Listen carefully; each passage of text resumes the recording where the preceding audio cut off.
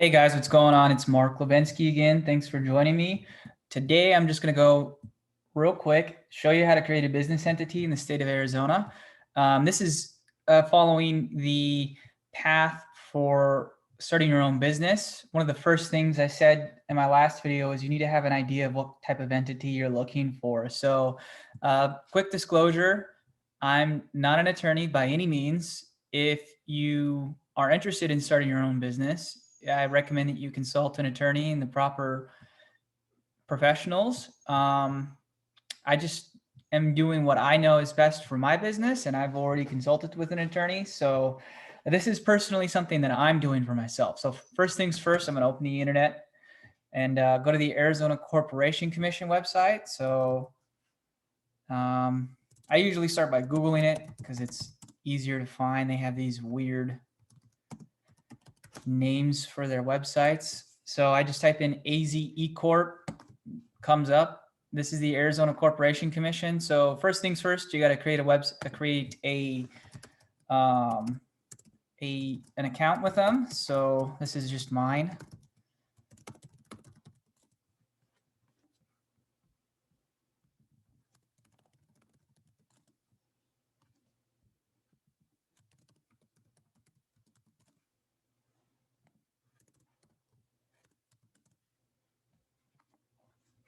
So once you get yourself logged in, there's going to be an easy screen to follow. It's pretty simple. You don't have to actually go to you don't actually have to go to LegalZoom or whatever it's called to create your entity. Most states have a website that you can go to. I know California, Arizona, Texas, if I remember correctly. I even think New Mexico does as well. They all have websites you can go to and file online, or you can actually go into the corporation commissions in respective to your state and file. If you're filing a foreign entity, there's ways to do that too. But this is just if you're filing in a specific state. If you hear any background noise or whistling, it's probably one of my two dogs. I have a German Shepherd Husky and a miniature Black Lab. So one of the first things you want to do is go to your online services, start a new business. You can have it guide you, or if you're a frequent user. I use a frequent user because I am a frequent user. I've created like 7 entities on this website. So pick out the entity that you're looking for. Corporation, for the purposes of Arizona Corporation Commission, is pretty simple. These are just a basic corporation. Once you get your EIN number, that's when you designate whether or not it's a C or S corporation. And then these are for nonprofits. These are 501c3s or 501c3s, I think they're called, if I'm not mistaken. Those are the nonprofit entities that you would be creating. And again, this is very similar to a corporation. These are just the documents that the city files for you. These don't contain any bylaws by any means. They're just basic corporation documents. They're very thin in terms of protection. They're just basically what the city requires you to be considered an entity. If you're trying to get more in depth in terms of the legalities with your corporation or LLC, I recommend speaking to an attorney that specializes in creating entities for you, and have them and work with them to kind of put together the corporation or business entity that you're looking for. So for me, I'm currently opening a limited liability company specific for my hopefully one day what do you call them? Construction company, construction arm from my real estate business. So I'm just gonna, pick out a name or whatever. So I'm gonna go enter Sky Construction LLC. Boom. Super simple. So a lot of my businesses are Enter Sky, and then whatever specific designation they do. So Enter Sky Realty, Enter Sky Mortgages, Enter Sky Construction. That's just the name that I picked out for my trademark or trade name. So trademark's not necessarily the correct term. business entity name. So, and then you're gonna come in here and pick out what type of business you're in. So I'm gonna be real estate and construction. I'm sure there's something in here for construction. So wholesale trade construction, there it is, construction. And then it's gonna ask, what type of construction are you looking for? All other specialty trade. So obviously, if you're going to be like a plumber or an industrial building constructor, new developer, whatever you're going to do, you're going to pick out the type of specific type of stuff you're going to do. So I flip houses. So if I'm going to start a construction company, I'm going to pick residential remodelers because I'm going to remodel homes. And then obviously the time and stuff that the entity was created. And then make sure you add this as well. Just when you're looking for your entity, that's the email that's going to come up. And then obviously by providing your email address, the entity consent receives, you're consenting to receive information on your entity. And then click next again.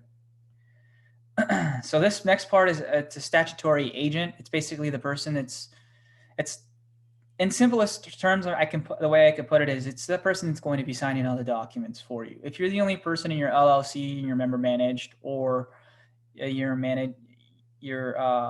the only person in your corporation at the moment for an S corp, then you're gonna want to look yourself up, and obviously you're going to be the only one signing for your stuff, so you're gonna have to put your name.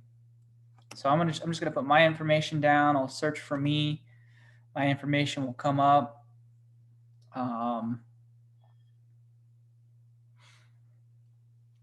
Once it comes up, I'll pick myself, change anything that I need to change. That's not my current address, but it is, for the purposes of this video, what I'm going to use. So then you're going to put your business address. A simple way to do that is to just create one. And you can set it up so it's the same as your agency address. So I'm just going to pick the same one I picked before. Then I'm going to select my management structure. I'm going to be member managed. I'm going to be the member. I'm going to put myself on here. Super simple. It's just easily creating an entity. And this website's really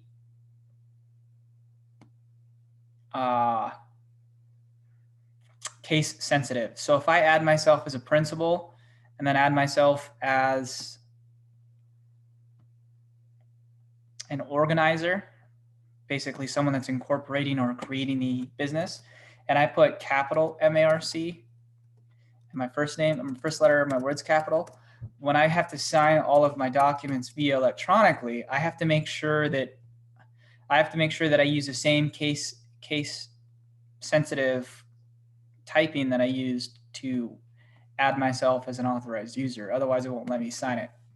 I've run into that before. So, and then if you don't want to add any special documentation, like you haven't spoken with an attorney or anything, your articles of organization are very, you haven't brought your own articles of organization, then just hit yes, because that's what this is basically saying, is that you're going to let the city create them for you, or the state, I mean. And then obviously you need to agree that you're, saying all the stuff that you've entered is true. And then, like I said, case sensitive. So I need to make sure that I capitalize, otherwise I'll F myself over. And then authorized agent or organizer. And then I'll add myself. I like to do both. And see how I'm capitalizing. This is when I said that you're going to get kind of messed up later on when you need to sign stuff. So I'll add myself as an organizer and an authorized user. This is what I was saying. You have to make sure that they match. So may have spelled my last name incorrectly.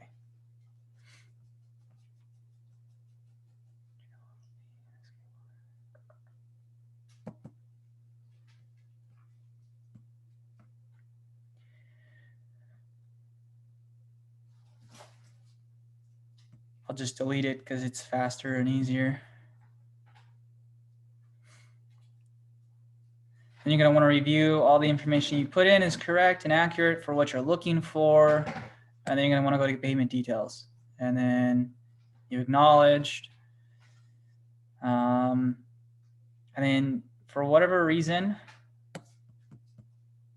it must be because of COVID-19 or something, they're requiring that you pay the $35 additional to incorporate, and you add it to your shopping cart, and then you pay for it. So that's pretty much all there is to creating an entity specific to Arizona. Like I said, make sure you reach out to an attorney and you do stuff your way. There are other ways to do this. This is just what I've seen the fastest, cheapest, and easiest way. You do have to wait a little bit because, like I said, you're waiting on the city. And I think if you expedite it, it takes up to 15 days specific to Arizona. There's a little place that tells you how long each individual portion that you take. So if you do it next day or you do it in terms of how long it's going to take for the entity to be created, there's a little chart that they have that kind of tells you how long it's going to take. It's normally here, but sometimes they don't have a hyperlink for it. But yeah, it's fairly cheap. I think this is a lot cheaper than going to LegalZoom because LegalZoom charges you for an EIN and a DUNS number, and even will charge you to list it on the BBB, but all three of those things are free and take about 5 minutes tops. So once I get this entity, I'm going to change some things before I pay for it and all that stuff.